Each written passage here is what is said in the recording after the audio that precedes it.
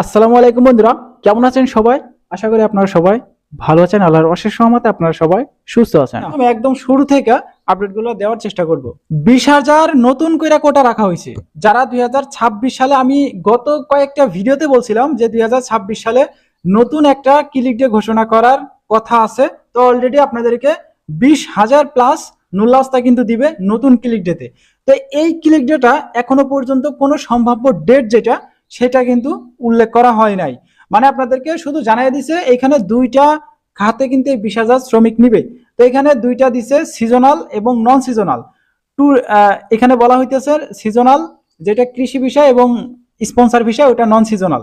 তো এই দুইটা ক্যাটাগরিতে টোটালে 20,000 নুল্লাস্তার একটা এই নতুন যেই ক্লিক ডে সেটা কিন্তু রাখা হবে। এবং জানুয়ারি ফেব্রুয়ারি মাসে যে ক্লিক ডেটা রাখা হয়েছে ওইখানে এগ্রিকালচার কোটায় কিন্তু 72,000 নুল্লাস্তা কিন্তু অলরেডি দেওয়ার একটা ঘোষণা দিছে। তো এই 72,000 নুল্লাস্তা ওঠা শুরু হয়েছে কিনা, মানে আপনি যেই মালিক বা যেই মাধ্যম দিয়ে আপনি নুল্লাস্তাটা পাওয়ার জন্য অ্যাপ্লাই করছেন সেই মাধ্যমের কাছে প্যাকের মাধ্যমে আপনার নুল্লাস্তাটা ইমেইলের মধ্যে গেছে কিনা সেগুলো নিয়ে বিস্তারিতভাবে ছোট্ট করে আপনাদেরকে জানাবো।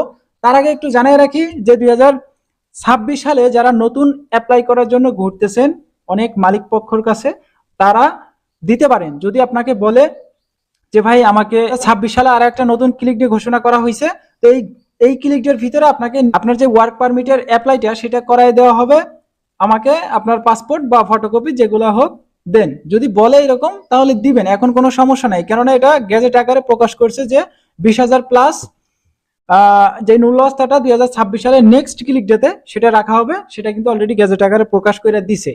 তো 2026 সালে একটা ক্লিক ডে, 27-এ আরো একটা ক্লিক ডে ঘোষণা করার সম্ভাব্য দিক কিন্তু আমরা দেখতে পারতেছি। তো এখানে এগ্রিকালচার এবং স্পন্সর এই দুইটা ক্যাটাগরিতে লোক নিবে টোটালে 20,000। তো যারা নতুন আমার চ্যানেলে আছে, কে কে নতুন আছেন অবশ্যই কমেন্ট বক্সে একটা কমেন্ট রেখে যাবেন। আমাদের যে পরবর্তী একটা আপডেট সেটা হচ্ছে অ্যাপয়েন্টমেন্ট জটিলতা নিয়ে অনেকেই বিভ্রান্ত এবং অনেকের মতামত, বিভিন্ন রকম মতামত আমরা পাইছি।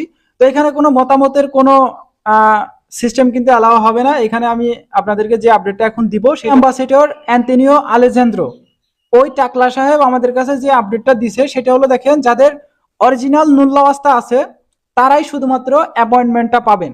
ধরেন আপনার একটা মাধ্যম দিয়ে আপনি এই 2026 সালে জানুয়ারি বা ফেব্রুয়ারিতে এগ্রিকালচার অথবা স্পন্সরে আপনি নুল্লাস্তা পাইলেন, পাওয়ার পরে আপনি তো এটা অ্যাপয়েন্টমেন্ট দিতে হবে। তো অ্যাপয়েন্টমেন্টটা আপনি তো চাইলেই নিতে পারবেন না, তাদের ওয়েবসাইট আছে। তো ওই ওয়েবসাইটের ভিতরে আপনার যে প্রোটোকল নাম্বার, যে নুল্লাস্তা যেটা আপনি মালিকের থেকে নিবেন বা আপনার মাধ্যম থেকে নিবেন, সেইখানে দেখবেন নুল্লাস্তার উপরে একটা প্রোটোকল নাম্বার থাকে।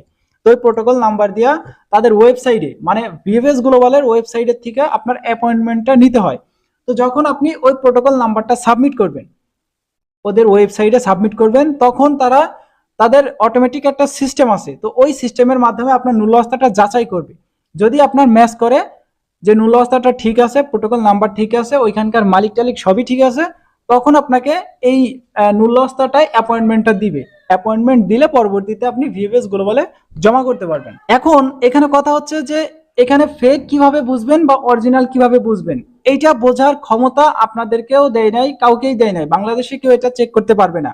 যারা এই যে চেকিং এর মাধ্যমে অনেকে টাকা পয়সা চাইতেছে যে আমাকে এত টাকা দেন, আমি পেইডের মাধ্যমে আপনাকে এটা চেক করে দিব অরিজিনাল কি ফেক, এগুলা করার কোনো দরকার নেই। আপনি অ্যাপয়েন্টমেন্ট যখন তাদের ওয়েবসাইটে ছাড়বে ঠিক তখনই আপনি অ্যাপ্লাইটা করতে পারবেন, তখনই আপনি বুঝতে পারবেন যে আপনার নুল্লাস্তাটা অরিজিনাল কি ফেক, একদম ডাইরেক্ট ভিএফএস গ্লোবাল থেকে। এটা কিন্তু আমার কথা না, এটা কিন্তু আমাদের টাকলা সাহেব অ্যান্টনিও আলেসান্দ্রো, ইটালি অ্যাম্বাসেডর, বর্তমানে ঢাকায় নিযুক্ত আছে, সে কিন্তু আমাদেরকে আপডেটটা দিছে। এগুলা কিন্তু আমরা কোনো মন করা ব্যাখ্যা আমি আপনাদেরকে দিতেছি না। তো অনেকে আছে যে বলতে পারে যে ভাই ভিডিওর মাধ্যমে, বা অনেকেও স্পন্সর করে বলতে পারে যে ভাই আমাকে এত টাকা দেন, আমি আপনার নুল্লাস্তাটা চেক করে দিতেছি। তো এগুলা থেকে একটু এড়ায় চল। কাদের থেকে আপনারা এড়ায় চলবেন আমি আপনাদেরকে কিছু কিছু ডকুমেন্ট দিতেছি। আমি এই পোস্টটা একটা গ্রুপ থেকে পাইছি, একটা আপু এখানে পোস্ট করছে যে এই লোকগুলা তাকে বলতেছে যে অ্যাপয়েন্টমেন্ট পাইয়া দিবে।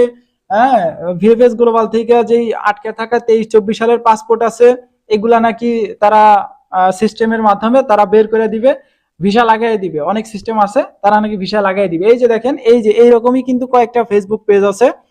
এর মধ্যে উল্লেখযোগ্য সানি রহমান, এটা কিন্তু একটা ফেক পেজ বলতে গেলে এরা কিন্তু টাকা পয়সার হাতে নেওয়ার অনেকটা ধান্দা করবে। তো এইগুলা থেকে অবশ্যই আপনারা এড়ায় চলবেন। আচ্ছা, ইতিমধ্যে আমরা দুইটা আপডেট আমি আপনাদেরকে অলরেডি জানিয়ে দিছি। এখন আমরা 3 নম্বর যে আপডেটটা সেটা আমি আপনাদেরকে ছোট্ট করে দেওয়ার চেষ্টা করব। এটা হলো ভিএফএস গ্লোবাল থেকে আজকের যে কালেকশন আপডেট, এবং যারা জমা করতেছে যারা তাদেরকে নিয়ে ছোট্ট করে একটা আপডেট আসছে আমাদের। আজকে ঢাকায় প্রায় 1 থেকে 150 জন প্লাস মানুষ কিন্তু গেছে, মানে ভিড় জমাইছে 1 থেকে 150 জনের এরকম একটা কালেকশন প্লাস জমার একটা সংখ্যা দেখা গেছে। এর ভিতরে উল্লেখযোগ্য 2023 এবং 24 এই 2 বছরের রিজেক্ট পাসপোর্ট গুলা যেগুলা তারা কিন্তু কালেকশন করতে গেছে। 2023 এবং 24 ভালো করে বুঝবেন। 2023 এবং 24 সালে যারা রিটার্ন পাসপোর্ট নিয়ে আসছিল, পরবর্তীতে কোনো রেসপন্স পায় নাই, ইতিমধ্যে তাদেরকে ডাইরেক্ট রেডি ফর কালেকশন দিয়ে দিতেছে, মানে অলরেডি মূলা ধরানো শুরু করে দিছে। এখন বলতে গেলে যারা 2023 এবং 24 সালে যারা জমা করে আছেন, 23 এবং 24 সালে তারা 90% উপরে রিজেক্ট খাওয়ার সম্ভাবনা আছে। 90% রিজেক্ট খাবেন, আর 10% ভিসা লাগার চান্স থাকলেও থাকতে পারে। তো এইগুলা ধরা যাবে না, রিজেক্ট খাবেন, এটা বড় কথা। এবং 25-26 এই 2 বছরে যারা নুল্লাস্তাগুলা হাতে নিয়ে বসে আছেন, এবং 26 সালে যারা জানুয়ারি মাসে এগ্রিকালচার ভিসা অ্যাপ্লাই করছেন, তাদের অলরেডি নুল্লাস্তা উঠা শুরু করছে। তো এগুলা কিন্তু আমার কথা না, আমি আপনাদেরকে ছোট্ট করে একটু দেখাই। দেখেন, এই যে দেখেন, এই যে এখানে লাইন বাই লাইন কিন্তু এরা জমার জন্য গেছে ভিএফএস গ্লোবালে। আজকে আপনারা একটু খেয়াল করেন, এই যে এরা কিন্তু জমা দেওয়ার জন্য গেছে, যারা 2026 সালে নতুন অ্যাপ্লাই করছে জানুয়ারি মাসে এগ্রিকালচার কোটায়। তো তারা কিন্তু অলরেডি নুল্লাস্তা পাওয়া শুরু করছে, এবং তারা কিন্তু এই যে জমা দেওয়া শুরু করছে। তো এই অ্যাপয়েন্টমেন্ট গুলা তাদের সিস্টেমের মাধ্যমে, ওই যে বললাম ওয়েবসাইটের মাধ্যমে, ওই ওয়েবসাইটের মাধ্যমে নাকি ওরা অ্যাপয়েন্টমেন্ট নিছে। তো জানি না এগুলা কতটুকু সত্য। তো ওইখানে যারা কালেকশন করছে তাদের কাছে জিজ্ঞাসা করা হয়েছিল যে ভাই আপনি কত সালে নুল্লাস্তা জমা করতে আসছেন। তো তারা বলল এই 2026 সালে জানুয়ারি মাসে এগ্রিকালচার কোটায় জমা করছে, অলরেডি তাদের নাকি নুল্লাস্তা শুরু করছে ওঠা। মানে একই কোম্পানির থেকে 10-12 জন 50 জন এরকম ভাবে এক একটা কোটা রাখা বরাদ্দ ছিল, তো ওইগুলো নাকি ওঠা শুরু করছে। তো এখন অবশ্যই আপনারা একটু কমেন্টে জানাবেন যে 2026 সালে আপনারা কেউ আছেন কিনা, বা কোন সিটি থেকে আছেন, আপনাদের নুল্লাস্তা অলরেডি ওঠা শুরু হয়েছে কিনা, আপনাদের মাধ্যমের কাছে আপনি খবর নিছেন কিনা, সেগুলো অবশ্যই আমাদের কাছে একটু কমেন্ট করে একটু জানিয়ে যাবেন। তাহলে আমাদের একটু বুঝতে সুবিধা হবে না 26 সালের অলরেডি দেওয়া শুরু হয়েছে। তো পরবর্তীতে আমরা ভিডিওর মাধ্যমে অনেকে যারা জানার আছে তাদেরকে জানানোর চেষ্টা করতে পারবো। আচ্ছা, এখন অনেকেই এই যে 16 তারিখে এবং 18 তারিখে যে স্পন্সর এবং ডোমেস্টিক কোটায় যারা অ্যাপ্লাই করছেন, তো এগুলা নিয়ে অনেকেই প্রশ্ন করেন যে ভাই স্পন্সর ডোমেস্টিক এগুলা নুল্লাস্তা ওঠা শুরু করছে কিনা। দেখেন, এখন আপনাদের কয়েকটা বিষয় খেয়াল রাখতে হবে। সেটা হলো আপনার যে মালিককে অবশ্যই আপনাকে নক দিতে হবে, নক দিয়ে বলতে হবে যে ভাই আমরা তো দেখতেছি চারিপাশে নুল্লাস্তা ওঠা শুরু করছে, তো আপনি যে প্যাকের মাধ্যমে নুল্লাস্তাটা পাওয়ার জন্য অ্যাপ্লাই করছেন সেখানে আপনার ইমেলটা চেক দিলে বুঝতে পারবেন যে আপনার নুল্লাস্তাটা আসছে কিনা। ইমেলের মাধ্যমে কিন্তু আপনাকে দেওয়া হয়, প্রিন্ট কপি একবারে পিডিএফ আকারে ইমেলের মাধ্যমে দিয়ে দেয় বা প্যাকের মাধ্যমে দিয়ে দেয়। যে মাধ্যম তাকে অবশ্যই একটু আগে থেকে জানায় রাখবেন, বা অনেক সময় দেখা গেছে একটু খোঁচাখুচির মাধ্যমে রাখবেন যে ভাই আমার যে মাধ্যম দিয়ে আপনি অ্যাপ্লাইটা করছেন তাকে একটু বলবেন যে ভাই প্যাকটা একটু চেক করেন, প্যাকের মাধ্যমে ইমেলটা আসতেও পারে যে আপনার পারমিটটা উঠছে কিনা। তো এগুলো অবশ্যই একটু আপনাকে একটু খেয়াল রাখতে হবে যে এগুলা আপনারই দায়িত্ব হিসাবে এটা গ্রহণ করতে হবে, যে তাকে একটু বেশি বেশি রেসপন্স করার কথা বলতে হবে। ওকে, মালিক যদি আপনাদেরকে জানায় যে তার কাছে পিডিএফ আকারে একটা ইমেইল আসছে যেটা আপনার নুল্লাস্তার ইমেইল, তো ওই ইমেইলটা অবশ্যই আপনি চাই নেবেন, সেটা ফরওয়ার্ড করে আপনাকে দিবে। এবং আপনাকে একটা বিশেষ সতর্কবার্তা খেয়াল রাখতে হবে যাতে ওই ইমেইলটা 33 কেবির উপরে না হয়।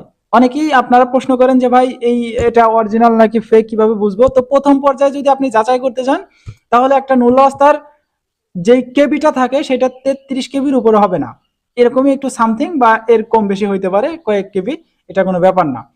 তো এই 33 কেবি নুল্লাস্তাটা আপনি অবশ্যই তার থেকে চাই নেবেন। এখন আরো একটা সতর্কবার্তা আমি আপনাদেরকে একটু জানাই রাখি, কোনো দরকার নেই। আরো একটা সতর্কবার্তা আমি আপনাদেরকে জানাই, সেটা হলো কোনো প্রকার দালাল চক্র যদি আপনাকে বলে যে আপনার নুল্লাস্তাটা উঠায় দিবে এত টাকা লাগবে, সেগুলা থেকে কিন্তু অবশ্যই একটু বিরত থাকবেন, কারণ এগুলা তাদের কাজ নয়। একবার অ্যাপ্লাই করানো হয়ে গেলে এখানে কোনো প্রকার থার্ড পার্টি এলাও হবে না।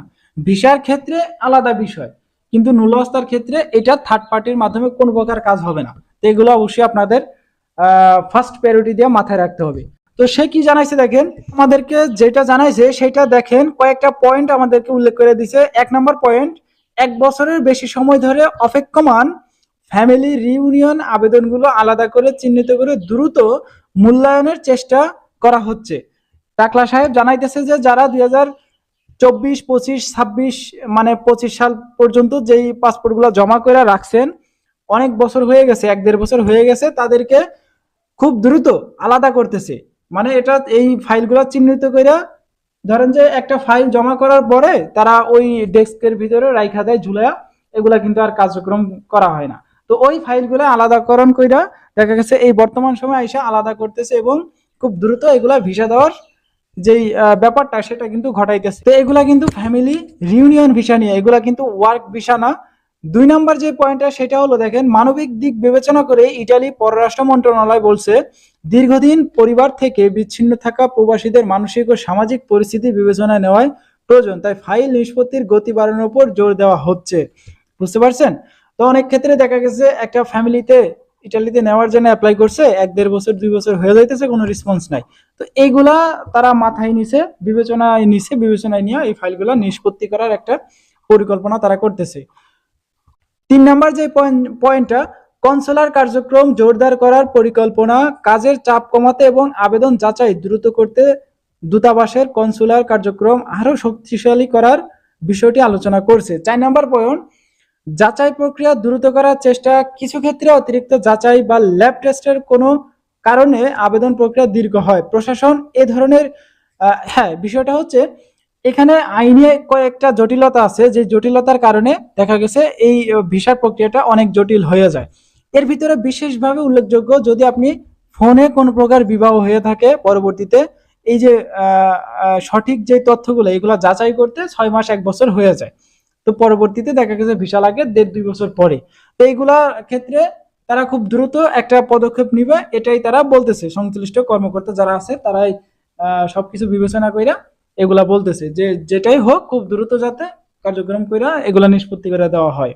যাই হোক, যারা ফ্যামিলি ভিসা নিয়ে আরো কোনো প্রকার প্রশ্ন জানার থাকে তাহলে অবশ্যই আমাদের এই ভিডিওর কমেন্ট বক্সে একটা কমেন্ট করবেন, অথবা আমাদের এই ভিডিওর ডিসক্রিপশন বক্সে আমার ফেসবুক আইডির লিংক আছে, ওইখান থেকে আমাকে ফেসবুকে একটা